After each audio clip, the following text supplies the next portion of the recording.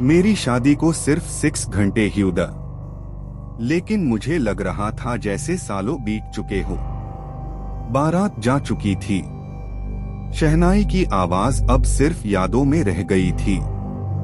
घर शांत था, इतना शांत जैसे दीवारें भी सांस रोक के खादी हो। मैंने कमरे का दरवाजा बंद किया और जैसे ही कुंडी लगी, कमरा बादल गया। हवा भारी हो गई, बल्ब की रोशनी पीली बैठ गई और तब मुझे पहली बार महसूस हुआ, ये शादी गलत थी।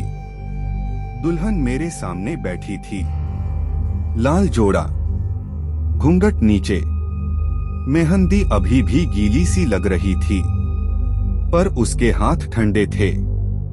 इंसान के हाथ ऐसे ठंडे नहीं होते। पूरे कमरे में एक अजीब सी ठंडक थी। एसी बैंड था, खिड़की बैंड, फिर भी मेरी सांस से धुआं निकल रहा था। तुम थकी होगी, मैंने कहा। मेरी आवाज मुझे हाय दूर से आती हुई लग रही थी। उसने कोई जवाब नहीं दिया, बस धीरे से घूंघट और नीचे कर लिया। तब मैंने नोटिस किया, कमरे के शीशे में सिर्फ मेरा रिफ्लेक्शन था, उसका नहीं। मैंने आंख झपकी, दोबारा देखा, नहीं था। मैंने पलट कर देखा, वो वही थी, बिल्कुल सामने। लाइट बैंड कर दूं, मैंने पूछा। काफी देर बाद उसने पहली बार बोला, मत करो। उसकी आवाज जैसे किसी बंद कमरे में जमीन के नीचे से आ रही हो। अंधेरा मुझे याद दिलाता है। याद क्या, मैंने पूछा। उसने अपनी चूड़ियां उतारनी शुरू की।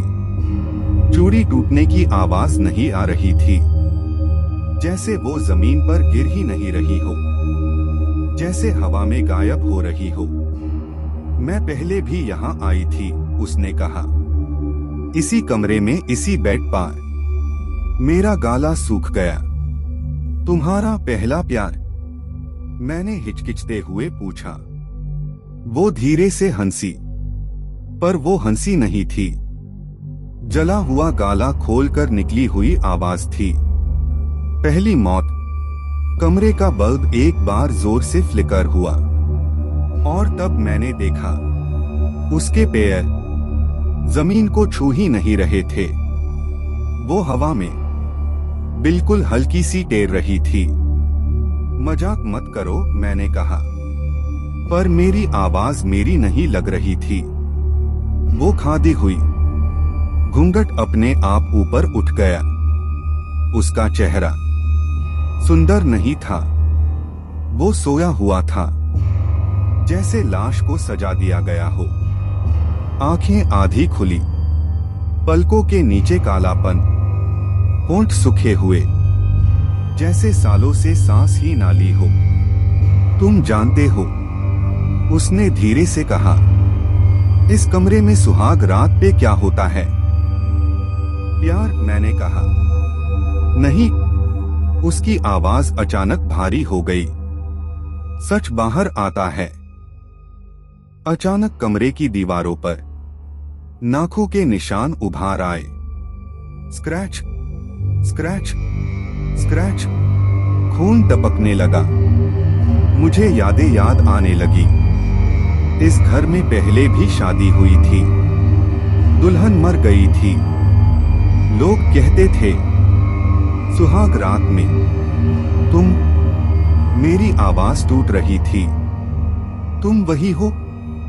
वो मेरे बिल्कुल पास आ गई। उसकी सांस मेरी गर्दन को छू रही थी, ठंडी, बिल्कुल बर्फ जैसे। मुझे जला दिया गया था, उसने कहा, डाउरी के लिए। कमरे में अचानक जलती हुई लकड़ी की स्मेल आ गई। स्मोक। चीखने की आवाजें। तुम मुझे क्यों दिख रही हो? मैंने रोकर पूछा।